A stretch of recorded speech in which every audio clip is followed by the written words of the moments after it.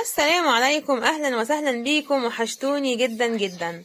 شفت فيديوهات كتير او على اليوتيوب بتقول ان اسعار شارع الخيامية هي احسن اسعار ان احنا نجيب منها زينة رمضان وفوانيس رمضان وقماشات رمضان وكل حاجة.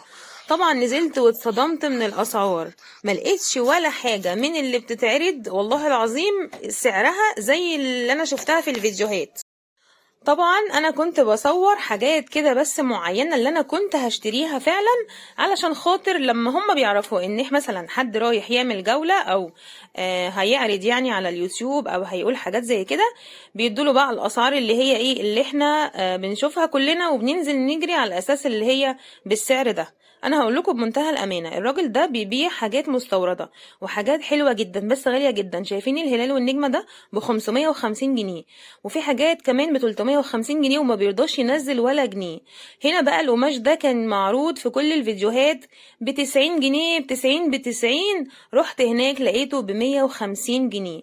حتى كان في حد بيفاصل يعني على اساس ان هو ياخده ب 130، مرضيش ينزل فيه جنيه. فده ب 150 جنيه يا جماعه، مش ب 90 جنيه. هو قماشة حلوة جدا وخامتها حلوة كده ومدية شوية برضو على قطيفة. هنا برضو كل العناقيد دي يعني هي أسعارها كويسة. الناس اللي هي في المحلات هي اللي مغلية. اللي عليه فؤاد المهندس ده وفنانيس المتر كده على بعضه عامل 80 جنيه بالرسمة بتاعته. ولو عجبتك رسمة من بعد الرسمة دي ما بيقطعش غير الرسمة اللي عليها الدور. طيب نيجي للأطباق اللي بتنور ده. الطبق الكبير ده ب150 جنيه، والتلاتة الصغيرين اللي مع بعض دول ب80 جنيه. يمكن دي الحاجة الوحيدة اللي سعرها يعني زي ما شفناها هنا. ده برضو ستارة ب220 جنيه، طالعة جديد كده، نجوم مكتوب عليها رمضان كريم، والناحية التانية طبعا نجوم سادة، وبيبقى عرضها 3 متر، 3 متر كده على قد الستارة. كل الحاجات بقى اللي هي في الكرتونة دي اللي مرسومة من بره هي دي اللي موجودة جوه العلبة يعني، اللي هي برضو الستارة. بتبدأ من أول 220، في 250، في 275، في 280. دي الحاجات اللي هي العادية. لكن الأولاني اللي أنا وريتهولكوا ده كان ب550 جنيه، كانت أعلى واحدة شفتها اللي هي ستارة الهلال والنجمة ديت. هي بصراحة شكلها مختلفة، والماتيريال بتاعها كمان كان كويس. واحد برضو يقول اللي ليه واللي عليه. طبعا في اشكال كتير بقى زي ما انتوا عايزين. انا قلت الزحمة هتخف شوية، احنا خلاص رمضان فاضل عليه كام يوم، كل سنة وانتم طيبين. لكن برضو الزحمة موجودة، هي بقالها تقريبا شهرين من ساعة رأس السنة، وفي الزحمة دي موجودة. يعني قلت الناس اشترت خلاص وروحوا بقى وكده. لكن طبعا كل سنة وانتم طيبين.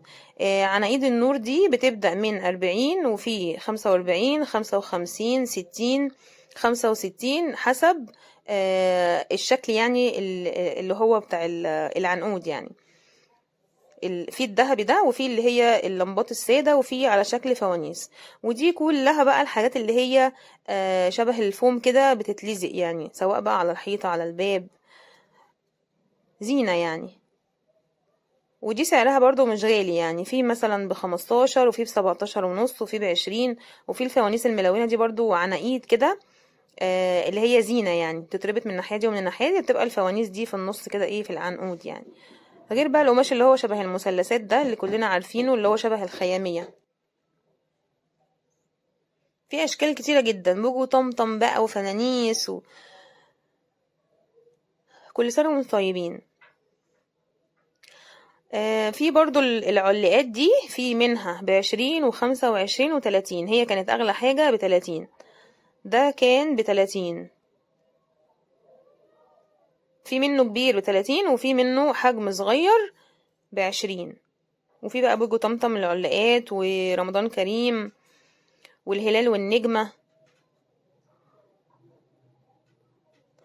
الليد ده برضو ب60 جنيه تقريبا، في ب50 وفي ب60. في بيلون بينور ألوان، وفيه أصفر اللي هو العادي السادة بتاعنا ده اللي متعودين عليه، اللي كنا بنلفه على الشجرة والحاجات اللي هي بتاعت الكريسماس. الفوانيس برضو بصراحة أسعارها يعني، طبعا ما صورتش كل الفوانيس يعني، انا وقفت بس على اللي شدني كده وقلت برضه اصوره، عشان لما بيشوفوا حد بيصور يبقى هيعمل يعني ريفيو او كده، بيبقى بقى ايه، يقولك ايه، هقولك والاسعار ومش عارف ايه والكلام ده كله. لكن انا في حاجات معينة كده عملت نفسي ان انا بصورها كده بس عشان هوريها لحد يعني يختار منها لولادي في البيت او حاجة يعني. الفوانيس الملونة دي كانت الواحد ب55 جنيه، وبتجيبي له شمعة من اللي هي الشمعة اللي هي مش حقيقية، البلاستيك دي اللي بتنور. كل الفوانيس دي بقى مكتوب عليها اسعارها، في ب200، في ب105، ب150. في برضو الطبق ده انا وريتهولكوا في الاول ب150، في الهلال والنجمة، الفانوس اللي برضو فيه الهلال. هنا المفارش برضو مقاساتها 85، 105، 85 تاني. في كل واحد بقى مقاسه مختلف. طبعا حتى الاطباق ما سابوهاش الصراحة السنة دي، مش عارفة يعني، ولا يمكن انا ما كنتش بنزل وبشوف، لكن انا شفت السنة دي كل حاجة لرمضان، اطباق اللي هو المفارش وزينة ولمبات. مش عارفة بصراحة يعني، كل سنة وانتم طيبين. طبعا كل واحد من دول مكتوب عليه السعر بتاعه. احنا يعني ايه، بنشوف الحاجات اللي هي بتاعت رمضان.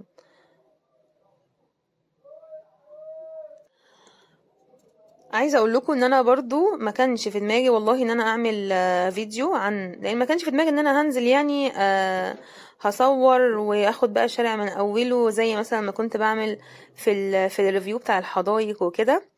والله وحشتني الجناين، ان شاء الله ربنا يكرمنا كده وننزل نعمل جولة حلوة في جنينة حلوة. طبعا حتى الستاير فصلوها وعلقوها وكل ما تتخيلوه، والله كل ما تتخيلوه.